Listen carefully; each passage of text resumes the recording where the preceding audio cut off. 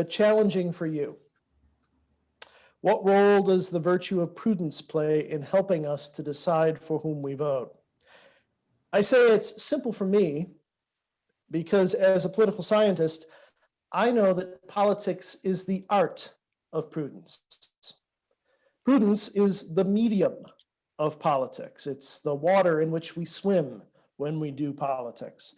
Since Aristotle wrote his Politics 2,500 years ago, we've been able to say with authority that politics is the art of practical wisdom, or phronesis for the Greeks, or we would say prudence. Politics is not really theoretical or abstract ever. Politics is always about how things work, what things really can be achieved, finding the best alternative in the light of the limitations of our circumstances. We say prudence, or in the language of the church, prudential judgment, because that latter point is especially important. The person who possesses prudence or practical wisdom is the person who understands how things work. It's like the skill of a craftsman or a musician. When you've practiced or you've studied, you know a thing. Politics especially depends on this sort of insight, the knowledge of what happens next after we make a choice. And I'm highlighting this in part because political decision-making always has a predictive dimension. We make political choices with imperfect knowledge of the future, and we guess about what the effect of our choices will be. But we don't know. We can't know. So prudence is something we bring to bear against the uncertainty of the future. We're called to make our best informed guess about how what our conscience demands can be achieved.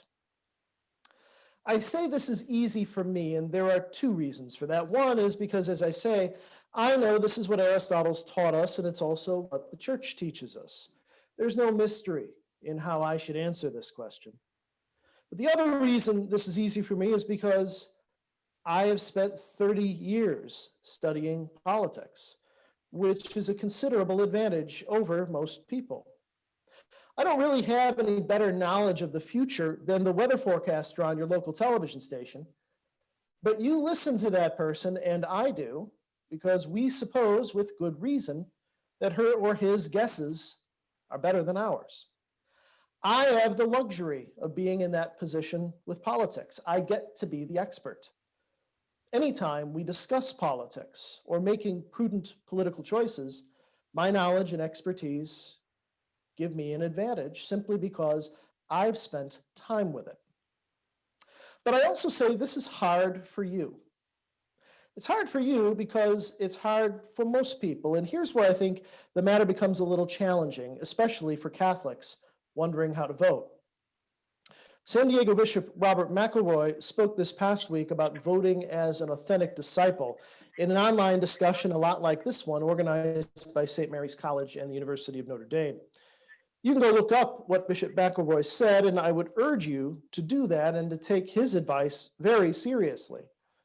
In fact, and this is the challenging part, I would urge you to take what Bishop McElroy says about voting more seriously than any other Catholic bishop, and almost any other Catholic priest in the United States. The reason is because Bishop McElroy is a Roman Catholic bishop, and so like all other bishops, he's an authoritative teacher of faith and morals. Bishop McElroy can tell you about how you should form your conscience to make choices as a voter, and you can trust him. But he is also unlike other bishops and most other priests because, as far as I know, alone among other U.S. bishops, Bishop McElroy also holds advanced degrees in political science. Bishop McElroy could walk into any university classroom today and teach courses in American government and politics. This means two things. First, it means Bishop McElroy is in a very privileged position because he can teach us about conscience, and he is a skilled craftsman who possesses practical wisdom about politics unavailable to other church leaders who only know how to teach us about conscience. But that also means that other church leaders, bishops and priests for the most part, don't have any more practical wisdom about politics than you have. They can tell you what Catholic faith teaches us. They can tell you the difference between good and evil. But our bishops, except for the Bishop of San Diego, do not have any greater understanding of what our choices to pursue the demands of our consciences will mean than anyone else. Very few, perhaps we should say none of our other bishops, could describe the difference between the delegate model of representation and the trustee model of representation, or explain substantive due process under the 14th Amendment to the Constitution. Yet those and other intricacies of our political and legal systems really do shape what is and is not possible if we want to end abortions or stop the executions of death row inmates. Lacking the familiarity with those things, we should say, prudence concerning such things, really diminishes the usefulness of their political guidance. If I can offer a description about this that Socrates might have used, you would not ask a physician how to sail a ship, or a ship's captain how to mend a broken leg. Similarly, a Catholic bishop's preparation in theology does not qualify him to know how to put the knowledge of good and evil to effective use in our complex constitutional system. I don't offer these thoughts to diminish the leadership of our bishops, who I will say again are authoritative teachers of faith and morals. There are spiritual shepherds. But I do offer these thoughts to lay bare how heavily the burden of all of this, therefore, rests on your shoulders. You are not going to get very much help from the church. We expend so much energy asking the question, how should a good Catholic vote? Our church has invested so much time and effort in producing guides to faithful citizenship that tell us what the church teaches about abortion or the death penalty or economic justice or embryonic stem cell research. Yet in the end, there's no Catholic guide to understanding the implications of the Supreme Court's decision in June Medical v. Russo for our opposition to abortion. There's no Catholic guide to understanding the implications of our growing national debt for the choices we'll face in future federal budgets or in tax policy. There's no Catholic guide to negotiating about our balance of trade with China. And the U.S. Conference of Catholic Bishops, to their credit, is rather clear that there should not be a Catholic guide to any of these political questions. The faithful citizenship documents are here to form consciences, to alert you and me about what the church teaches concerning the moral questions we face in politics. But in the end, you and I are on our own when we try to understand what the choices we'll make in conscience will mean once we finish voting and hand the task off to government officials. That's where our prudence becomes extremely important. The spirit of the question you're actually asking me tonight really, I think, owes more to St. Thomas Aquinas than it owes to Aristotle or Bishop McElroy. I'd be disappointed if a good Dominican had anything else in mind when he posed the question. So we should say that prudence indeed is a virtue, as Aquinas elaborated it for us. In this sense, prudence is an intellectual virtue that assists us so that we can make right judgments to govern our actions. It involves the ability to hold both universal principles and concrete particulars of context together and to weigh each in the light of the other before choosing a course of action. We acquire prudence through experience. It's related to knowledge, but prudence also is something we gain from applying our knowledge. Thus, we can say that there are two things here. To acquire prudence, we must acquire knowledge. We must acquaint ourselves with the thing about which we need to make a judgment. And to acquire prudence, we must be engaged in action. We don't acquire prudence by sitting in a chair and speculating. We act and we learn. This is the burden that I have to tell you that you carry, not only as a Roman Catholic, but as a citizen of a constitutional republic where you're entrusted with a share of governing, a sort of situation that Aquinas never really could have contemplated at the University of Paris in the 13th century. Aquinas never could have asked this question about prudence and voting. It never could have entered his imagination. You actually have a very direct responsibility to be engaged with politics, to learn about politics, to be active in politics. That's quite new in the church's experience. That newness, I often think, accounts for the trouble the church has had in its political engagements during recent decades. And it seems important to say this is a responsibility that's not confined to election day. I tend to be quite critical of this, both in our politics and in the U.S. Bishops' Faithful Citizenship Guides. We tend in both places to overemphasize voting at the cost of the kind of ongoing, engaged political action that could make us better citizens, better voters, by making us more prudent. Our whole political system really now tends to reduce our political participation only to voting. But our Constitution, in fact, names several other rights of citizens that underscore the importance of something more ongoing. We have a right to petition the government for a redress of grievances. This is a constitutional right to complain to our leaders, enshrined in the First Amendment right next to the protections of religious belief and all the others, and it has always been there. It's a sign that we are meant to be more engaged. But so are the rights of free press and free speech. They also tell us about a much more rich sort of discourse and action that we are meant to undertake rather than voting and just moving on, and that is if we even vote. We can be active in interest groups. We can be engaged with community groups. We certainly should be following the news, and we should be discussing important questions with each other all the time. And if we did those things, by and large, we would be a much more prudent political community. We would be learning more and more about the political system, and our experience of it would be teaching us too. Our media are quite guilty of aiming our sense of political engagement at election day as if it was a Super Bowl. But with these citizenship guides, I'm afraid our church is complicit in reducing our citizenship only to voting as well, and so also in strangling our prudence down to a sort of minimal, not very effective level. We need to be honest about that. And we need to do better than that, both as citizens and believers. In this sense, if we are being honest, we have to admit that the virtue of prudence doesn't play very much of a role at all in helping us to decide for whom we vote. We can't exercise a virtue that we have not put the time and effort into acquiring. And as a nation and as a church, there's a lot of evidence to tell us that we haven't acquired much political prudence.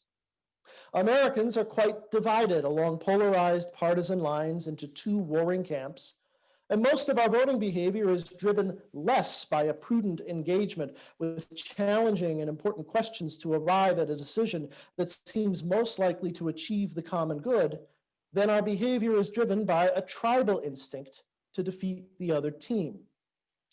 Perhaps worse, Gregory Smith at the Pew Research Center has published opinion polling data that demonstrates rather conclusively that Catholic Republicans don't look any different from all Republicans, and Catholic Democrats don't look any different from all Democrats when we ask them about abortion or poverty or the environment or a whole range of other issues. Being Catholic makes no apparent measurable difference. Catholics are participating in this imprudent tribal polarization right alongside our non-Catholic fellow citizens, and we need to do better.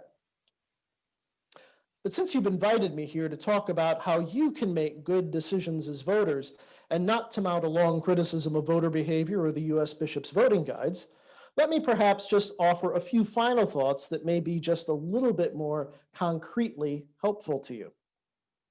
Prudence enables us to make conscientious judgments in the light of our knowledge and our experience. The more knowledge and the more experience we possess, the more apt we are to make prudent judgments. Therefore, before we worry too much about prudence, I must tell you that you need to become informed, quite well informed about politics and about church teaching before you cast your vote. That's a moral duty, both as a citizen and as a believer. It takes time and it takes effort. But as long as you commit yourself to doing that, then I also can give you this piece of good news. Good news. You're going to make mistakes. You're going to make judgments that are wrong. You'll find that the choices you've made will lead to unanticipated consequences that you don't want. Bad things may happen due to some failure of your prudence. But that's okay. It really is okay. And it's okay for two important reasons. The first reason is that, as I said earlier, we have imperfect knowledge of the future, all of us. It's not our fault. And so it can't really lead us to sin if we are taking our responsibilities to be prudent seriously. The best we can do is to form our choices as knowledgeably, as responsibly, and as prudently as we can. Certainly, we must try to anticipate what may go wrong, but we don't have a moral responsibility to avoid unforeseeable bad outcomes. The second reason is something I'm even more cheerful to tell you, even more cheerful than I was to tell you that you're going to make mistakes. And it's this: nothing ever gets settled definitively in political life forever. This 2020 election will be upon us in 16 days. And today, it feels like the whole world is riding on the outcome. But elections are always like that. And because elections are always like that, the 2022 election will feel the same way. So will the 2024 election. In the time between those elections, circumstances will change, and government officials will act to uphold or to reverse what has come before. Politics, like all of human life, is dynamic, ongoing, restless motion. So the real good news is that even if you cast a vote that you regret in 2020, you will get another vote in 2022 and another in 2024. Our voting is an important moral responsibility, but getting it wrong is not a total moral collapse, no matter how many people want you to think that it is. There's always a next time. And next time we can bring our knowledge and our experience of what we learned last time to bear when we try to make good prudential judgments again. The last thing I would say is this: because of the variables at work in prudence that I've discussed here, inevitably, we're going to disagree with each other. All decision-making in prudence is a variety of prediction and guessing. As we approach the questions that face us, we will weigh the questions differently. We will have access to different information. Some of us will see opportunities that others will not. We will reach different conclusions. We have different levels of knowledge and different kinds of knowledge, and certainly our experience is different too. That certainly means we're going to disagree with each other, even when we share a common political objective. We can agree with one another that abortion is an intrinsic evil, a grave moral evil, and still see the prudential question of how best to stop or at least reduce the effects of that evil. This certainly is allowed by the church. Prudence is not an agreement we all reach about a right answer, if only the world were so simple. Prudence is the virtue we bring to bear when we choose a course of action whose outcome we can't know, having begun from a shared conviction in conscience about what is good and what is evil. As Catholics, we must agree about what is good and what is evil. The church teaches us that. But certainly we can disagree about the most prudent ways to achieve good and avoid evil. It is inevitable that we will disagree about that. In this sense, that Pew data I mentioned earlier shouldn't trouble us. Catholics can be Republicans. Catholics can be Democrats. That is fine. Pope Francis has written eloquently about politics in his most recent encyclical, Fratelli Tutti. He did not write about prudence directly, but his vision of a better kind of politics does reach out to us with hope and assures us that charity is at the heart of every healthy and open society. And this is what I want to say last to you. The sort of call and burden I'm offering you to engage in as an actively engaged, believing citizen that develops your prudence about politics, this sort of engagement is an act of love for your neighbors and for the whole human family. Ultimately, in that way, it is an act of love for God too. You and I are blessed to live in the United States of America, as we would be blessed to live in many other places around the world, to live in any place where our prudence is given such an important role to play in the lives of other people. Please take that seriously and give evidence in your voting and your citizenship between elections of that care for others that Pope Francis reminds us about. We are sisters and brothers, all called to love in a way that transcends the barriers of geography and distance, to overwhelm the selfishness that would cause us to think of ourselves first, to avoid these responsibilities, not to bring our virtues to politics where they are so sorely needed. Thank you again. Thank you, Dr. Millies. Really, such an important comments to have as we approach the 16 days away. Before I open it up, I wanted to ask you a question. I posted Bishop McElroy's article on my Facebook page, and it stirred up a great deal of conversation. I'll bet it did. Yeah, mostly positive, but there were some comments. And one of the things that was posted was, and I don't need to mention the priest's name, but there was a priest who, in fact, it wasn't directly counter to Bishop McElroy's article, but it was certainly you could draw that, because the priest is actually saying you cannot consider yourself a Catholic and vote Democratic. You said towards the end there that when we use the virtue of prudence, we're going to make mistakes, and anybody, anytime I'm in the confessional, I tell people, because people will confess something that accidentally happened. And I said, well, so did you will this to happen? They said, oh, no. I said, well, then see, it's not a sin. You understand, our will has to be engaged.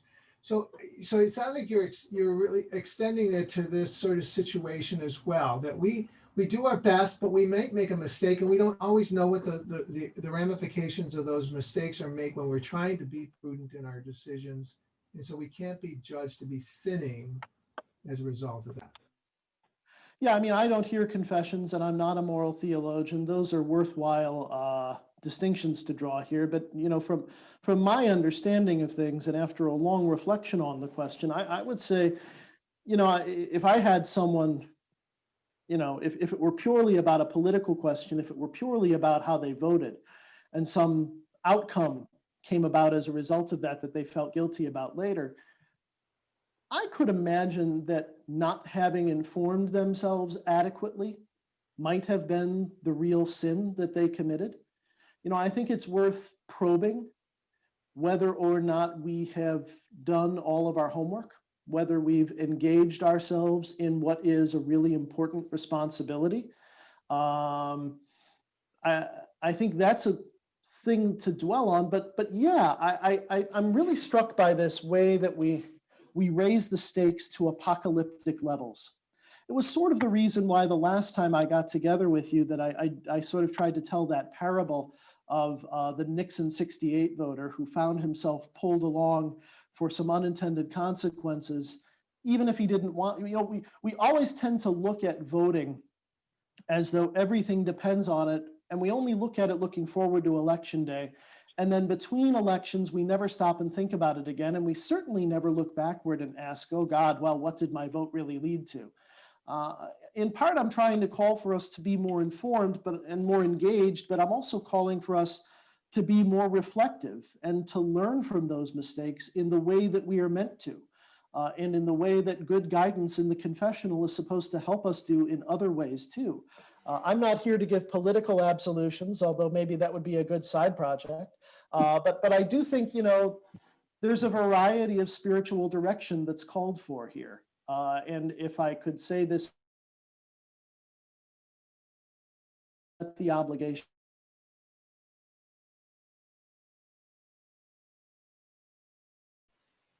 Thank you. Is there anyone that has any questions for Dr. Noyes? I saw Jen's comment pop up about willful ignorance, and I think that's where that sin would lie. But it's also an ignorance that's born of distraction, I don't know, playing games on your cell phone rather than reading the New York Times. But you know what I'm saying, right? I mean, whether it's football or another, and privilege, that's good too. Because we don't feel like it affects us. We're comfortable, we're rich, we're fat, we're happy. Why should I worry? All those things are true. And we're called to have a different and better and more ongoing sort of engagement.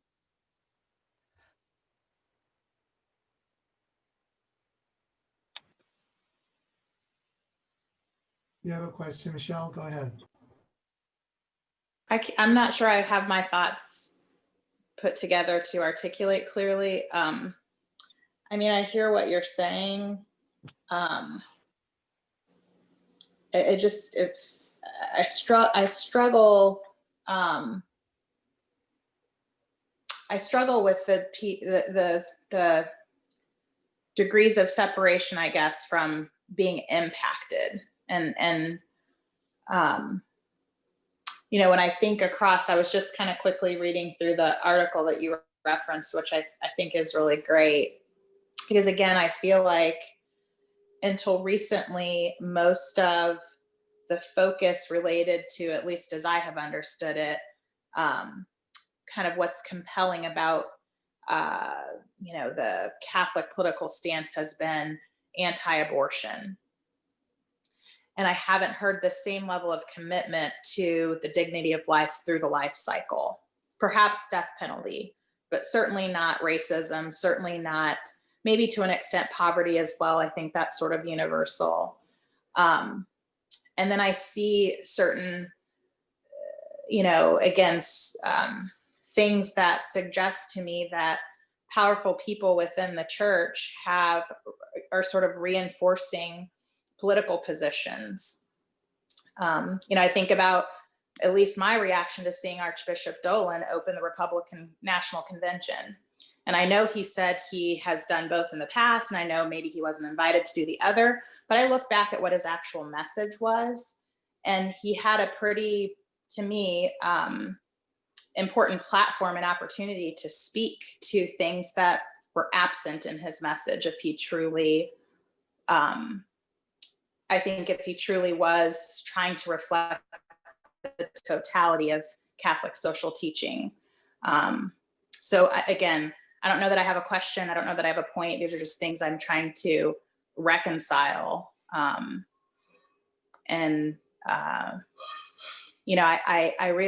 realize there are people who, we all grow and we learn and we try to do better the next time around.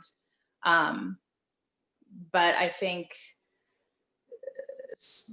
in some ways, the time horizon to people being informed and caring is at the cost and detriment to a lot of individuals, the planet, a lot of impact until enough people care or are impacted enough to get it. I feel like people, myself certainly included, until you're personally impacted, I think a lot of times people don't see the relationship. I mean, I think about it like with LGBT and people who are so anti until they have someone in their own families, are people who, have views about certain groups of people until they actually have personal relationships that, and so that's maybe just part of the human experience, as we grow.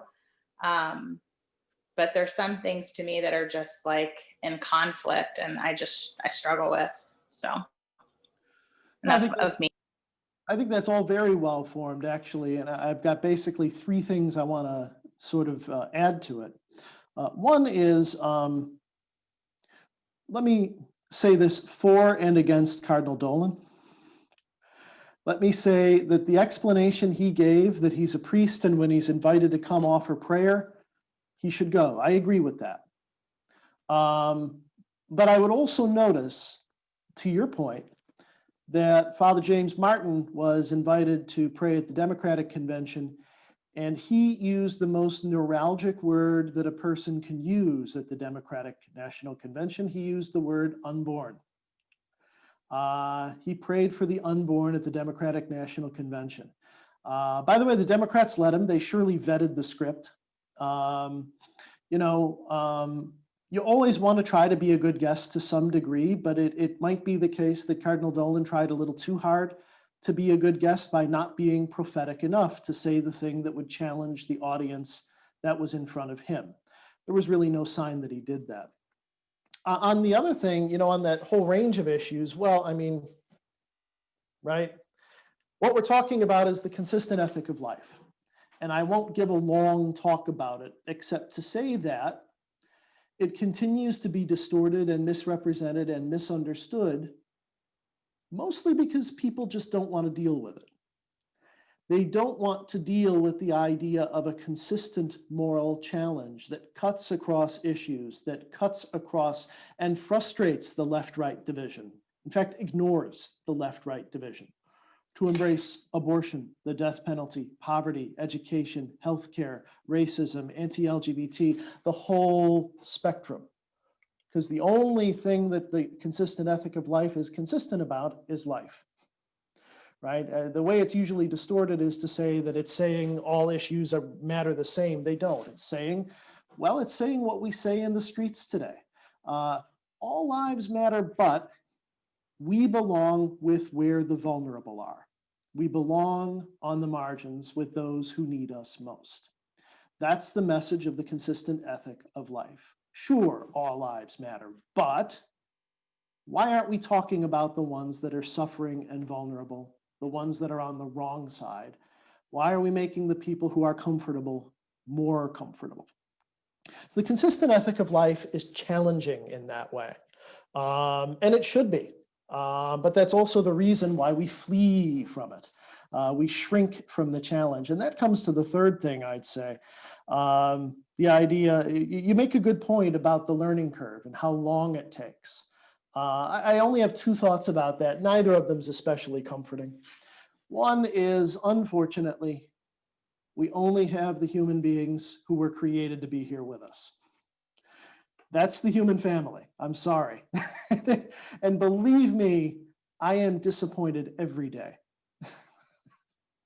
But on the other hand, I will say that I think that I know that we are creatures who learn, and we are creatures who absorb from what is around us. And I do think that if we take the care and put the work in and try to elevate the level of the conversation, not just on election day, but between election day, every Sunday, we're during coffee and donuts after Mass, every Thanksgiving dinner.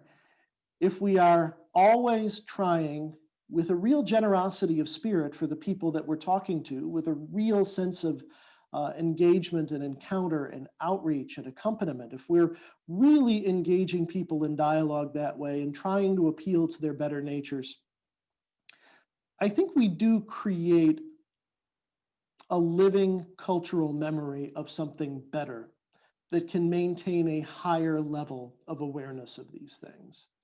Our problem today is we don't do that. We divide, we shout at each other. I gave a talk earlier today for the Thomas Merton Society. Merton, oh, there goes my podium again because I lean on it too much. Merton had written a book review in the 60s. The title of the book review was, and of course it wasn't inclusive language because it was the 60s, but the title of his book review was, "Is Man a Gorilla with a Gun?" It was basically asking this question, have we been killer apes since before we evolved into human beings? And without going through the whole talk, the question I asked is, have we become gorillas with smartphones? The weapon today is no longer the club or the gun or even the intercontinental ballistic missile. The weapon is our freedom and how we use it to misuse information in order to perpetuate division, conflict, and violence, whether verbal or actual. And there are hints of the actual, you don't need me to tell you. But it hasn't always been that way. And we do know that we can create better cultural environments than the one that we're in. But it does take starting today and continuing tomorrow and then the day after and then the day after, even when the human family disappoints you. Thank you, Dr. Millies. Thank you, Michelle, for that. That's a question. Are there other questions that you have, comments?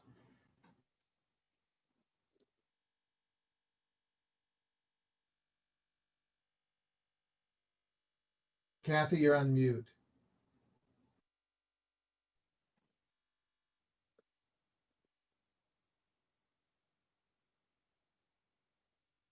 If you have a keyboard, Kathy, and you just space bar, it'll go unmute.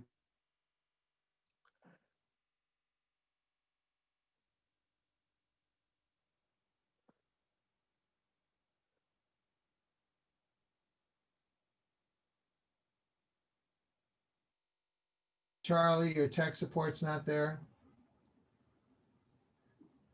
I thought we were all depending on Dominican Geek Squad.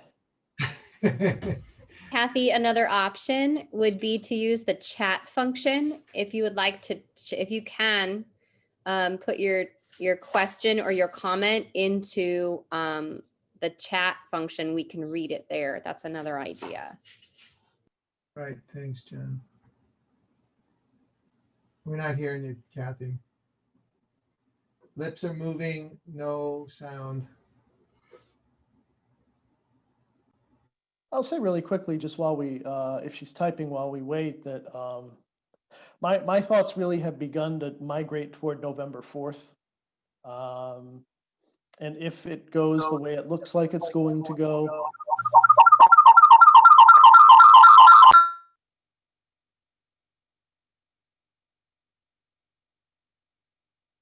Go ahead, Steve. if it goes the way it looks like it's going to go, I think we're going to be in a different kind of moment from the one that we've been in for many, many years, for decades even. I think we're rapidly approaching the end of this kind of Catholic engagement with American politics, the one that focuses on outcomes and voter guides and trying to mobilize Catholic parishioners like as though we were some sort of pressure group or something like that. I think we're going to be at a moment very quickly after the election where everything that has made happen is going to be very clear, and it's going to be a moment, I hope, that's going to be very open to considering a new way for Catholics to engage with political questions as citizens. One a little bit more, I hope, like the one that I've been talking about here, and one that really begins from the level of individual conversion, more than it begins from pastors, bishops, professors, theologians telling people how to go vote. We need to empower people to become better Christians and then to use that to go and become better citizens. But it doesn't happen with voter guides or checklists or non-negotiables or any of that other stuff. So I'm hopeful that we'll have the leverage in a month or so to really try to insist on something better. Dr. Millies, I think you're really spot on there. I think when I think about the students that I've taught and the students that I work with now, and I look at not only their civic engagement, their dedication to acts of tolerance and works of justice, the things that have happened within their school buildings, those kinds of things I think are really forming a generation of a different type of political activism than is part of my own generation. Further, I think that there is, and I don't want to speak for an entire generation at all, but I do see, I'll just say it, I'll just give it a whirl, right? I do feel like there is a distrust of institutions like across the board. Yeah. And as a result, I think that the kind of top down, here are the things you should be voting on, and this is why, I think that those things are just going to fly out the window with the next crop of young voters. They are highly, highly critical of things that are told to them. They are so much more after the how and why than my own generation ever was, especially when it comes time to think about things like why we believe what we believe and how that gets played out in our world. So I feel that turn in myself, looking more toward like, okay, where are we heading? As we think about what kinds of conversations we need to be having with our students in the days and weeks to come, years to come. So that's not a question either, but more of a total agreement.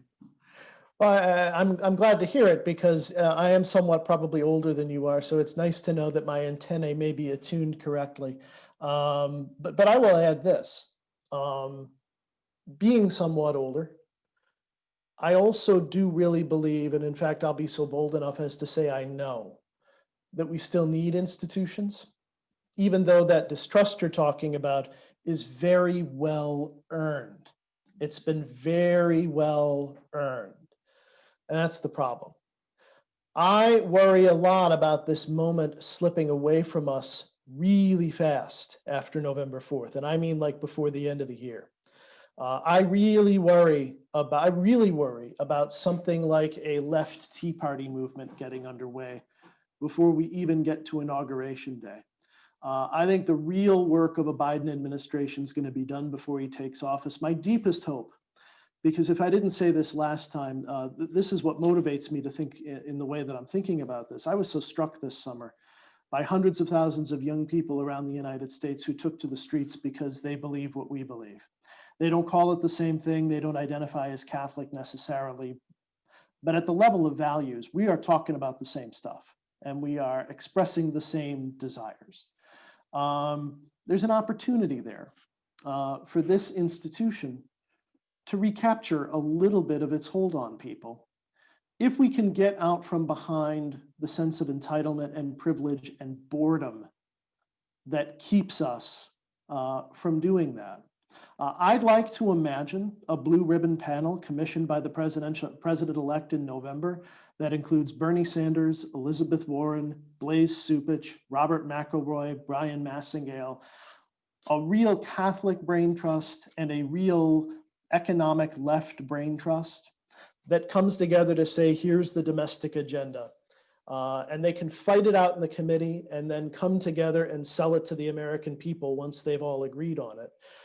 We've got to find a way to establish a place where some groups of people who disagree about some things and agree about other things, agree about really important things, can stand together and start moving forward. It's the only way institutions can recover, I think, but it's going to be a really slippery and brief moment in days and weeks ahead. And the Biden campaign has not contacted me for my opinion yet. So I am not hopeful that that's what's going to happen. And see, I was just going to say, now the only thing lacking on that panel was a Catholic political scientist. Yeah, I mean, that's fine, but nobody cares what I think. You know, it really, in order to, you know, the person you'd want on there is somebody like Massingale, but you also need cardinals and bishops on there to give him the space to say the stuff he needs to say. You need to have Warren and you need to have Sanders there, and you need to get them to agree.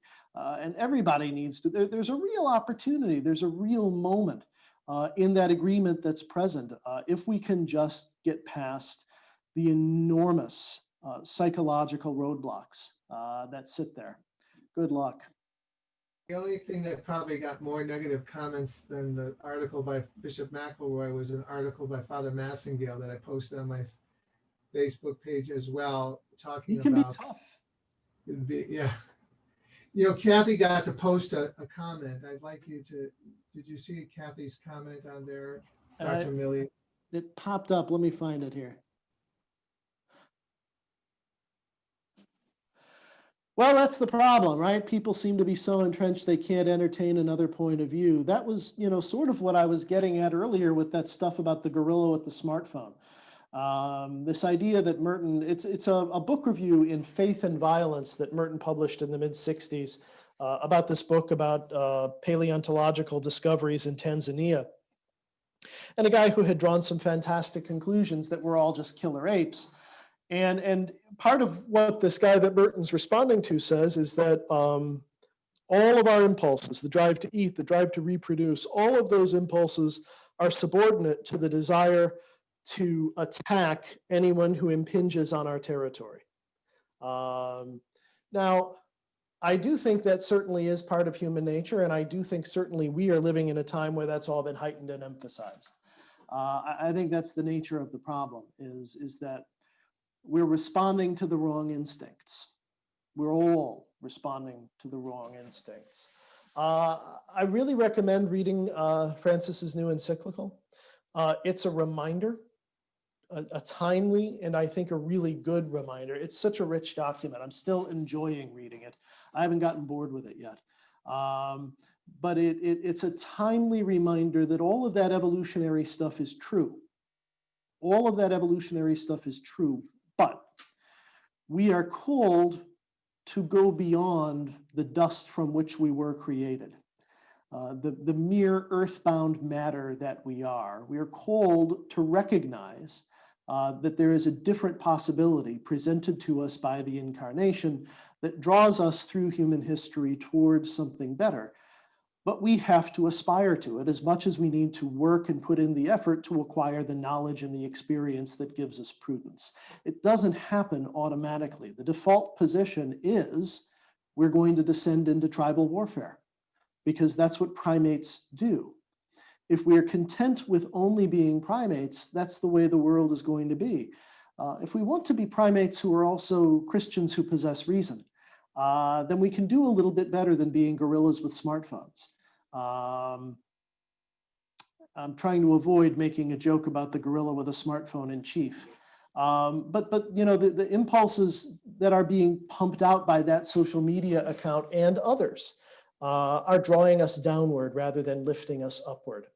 Up is a potential direction, but it also requires moving against the force of gravity. It takes more work. I wanted to mention, I had the opportunity, I had a long train trip actually to Chicago last week, and I got to read the encyclical. And I don't know how these things are written. Maybe you do. It's all sort of a mystery to me. I mean, it sounds so much like Francis, but I can't imagine any pope being able to sit down and write a 72-page document with a 250 some footnotes. But the thing is, to me, when I was reading it, one, I agree with you. It's a very powerful statement. That it really seems to me directed at us in the United States. There was a tone to it that seemed to be able to pick up on a lot of the challenges that we are experiencing here in our country, especially given what's going to happen in 16 days.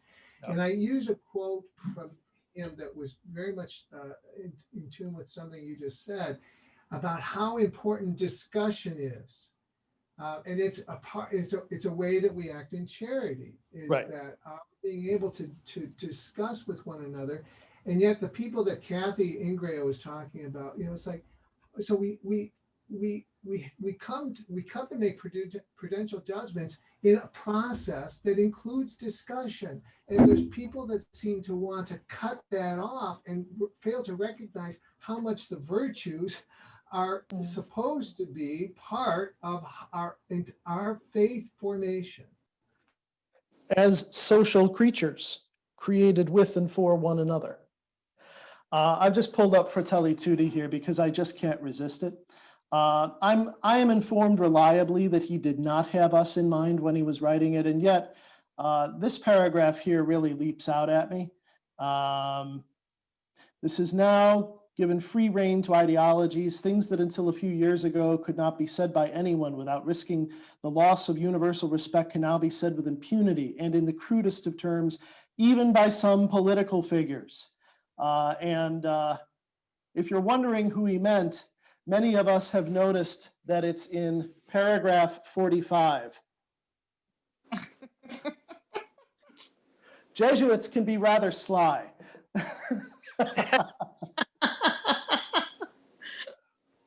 But I want to say, I'm informed pretty reliably that it was not really all that directed at us. And I do want to say,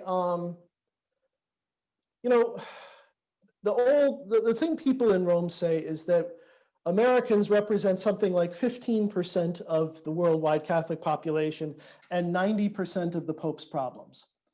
And I think that's true. It has to do with money, it has to do with size, it has to do with history, it has to do with a lot of things. It used to be a problem that you could isolate to the United States. I don't think it is any longer. I think from the Philippines to Poland to Belarus to Hungary to Venezuela, you can hopscotch all around the globe to Turkey. These problems have gotten everywhere, and the church is infected by them too. That's the meaning of Archbishop Vigano and his conspiracy mongering and all of the other stuff that goes along with it. It's not really directed at us. It's become a real problem. Somebody was saying earlier today, we've exported the American, not the American dream, we've exported the American nightmare to the rest of the world, and that includes the church. And that's part of the problem that Francis has internally as well. But I take that point, Father Patrick, I think you're dead right about that it can become so easy to overlook. You asked the question about how these encyclicals are written. John Paul drafted his own encyclicals, but he was an academic. He was a philosopher. I don't know about Benedict, but they all go through a committee process. And this one is filled, it's really a lot of Francis quotations from other documents, from the homilies and things like that. So that's one of the reasons it sounds like him. But I think there's been a downside of having in John Paul and Benedict XVI, there's been a downside of having, 35 years of professor popes. And I say this as a professor, is that it has turned our perception of faith into a syllabus. We sort of have this idea about the catechism that you have to do what's on the syllabus, and you have to do what the professor tells you, and you have to complete your assignments on time and all the other stuff. I think it has tended to promote, it was one of the reasons why I made that point about prudence not being something you sit in a chair and think about. it's active, it's practical, we do it. I think one of the problems that we have is we've gotten really quite intellectualized, very much to a fault. And part of that fault is it's turned into a thing that we all sit and serenely reflect about in well-appointed rooms, rather than a thing that we do struggling together as a community, which I think is the better way, because we know we're social creatures. We know these are social realities. Well, again, thank you, Dr. Millies. Wonderful to have you with us. Terrific conversation. And God bless you for all that you're doing. I know you've undertaken doing a lot of these talks in this important time in our country and in our church. And so that you are a great blessing to us. And we really appreciate your taking time to be with us here at Washington University and all over the country. And of course, this talk will be posted online as well, and others will be able the opportunity to hear it. Well, I'm really grateful for the hospitality of inviting me, but more particularly for all of you for turning out on a Sunday night and making this such an interesting conversation. So take good care, everybody. Stay healthy, wash your hands, and vote on or before November 3rd. Thank you. I want to remind, we've got 2 more sessions coming up next week on Saturday or on Sunday the 18th. We have our own, I'm sorry, the 25th, we have our own Father Charlie Bouchard, OP, who is a moral theologian, and with the Catholic Health Association. He's going to be talking about, is there one issue for Catholics in deciding for whom and how we vote? And then on the final session on November the 1st, 2 days before the election, Dr. Julie Hanlong Rubio talking about issues. Is that how do we vote? Do we vote for issues or do we vote for the candidate? You must know Dr. Rubio, Doctor. I do. Oh, good. Yeah, we're very excited to have all the panelists that we've had. It's been really terrific. Thank you so much, and God bless you all. Stay safe. And go out and vote. I'm going to go vote tomorrow because, I'm from Chicago. I'm going to go out to vote tomorrow, and I'm going to go out and vote Tuesday and Wednesday. If you liked it once, do it again. Thank you so much. Appreciate it. Take care, everybody. Hope to meet you in person.